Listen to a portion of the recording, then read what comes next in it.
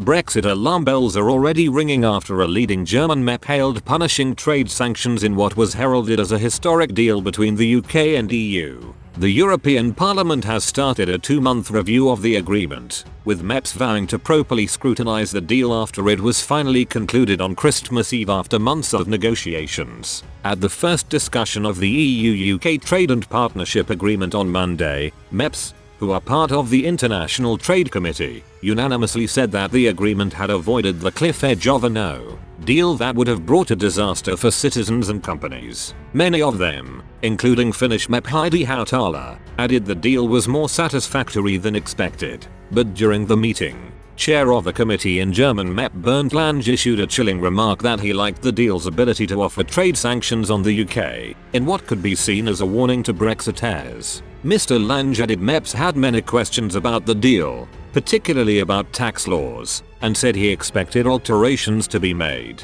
He said, "I could imagine that the European Parliament will demand tightening." The deal was passed by British MPs in the House of Commons and given royal assent in the early hours of New Year's Eve, just as the Brexit transition period ended at 11 PM on the 31st of December. It has been applied provisionally since then to avoid economic shocks on both sides, but European parliamentary confirmation is still in progress and the provisional application will last until February. The committee said they plan to now scrutinise the agreement and tie up its loose ends. Some MEPs have already expressed some regrets over the deal, including the UK not participating in the Erasmus Plus programme, the new programme combining all the EU's current schemes for education, training, youth and sport, which was started in January 2014.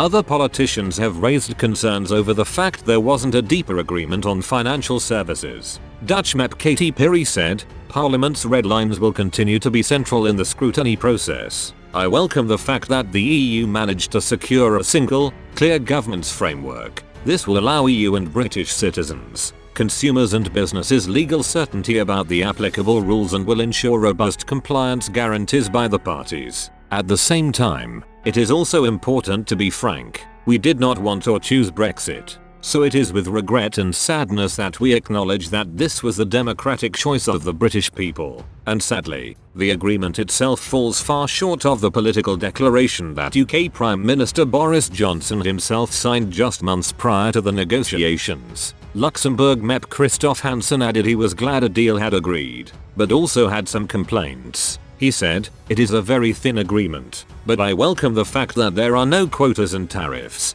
and with that we avoided falling back to WTO rules that would have hurt a lot of our sectors, including agriculture and cars. I regret very much that the UK decided not to take part in Erasmus. This jeopardizes the future for 170,000 Europeans in the UK and 100,000 UK students in the EU. I also regret that future geographical indications are not covered, which is contrary to the political declaration.